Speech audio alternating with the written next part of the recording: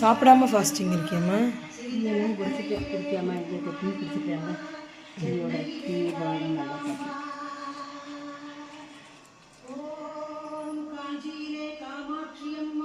கன்னியாகுமரியிலே பகவதி அம்மா, காசியிலே விசாலாட்சி அம்மா, கருதாவூர் கற்ப ரட்சாம்பிகை அம்மா, ஓம் காயாமொழியிலே முப்புராதி அம்மா, கண்ணம்பாளையத்திலே கண்ணாமை அம்மா, கோவை நகரிலே கோணி அம்மா, குலசையிலே அகிலாண்டேஸ்வரி அம்மா.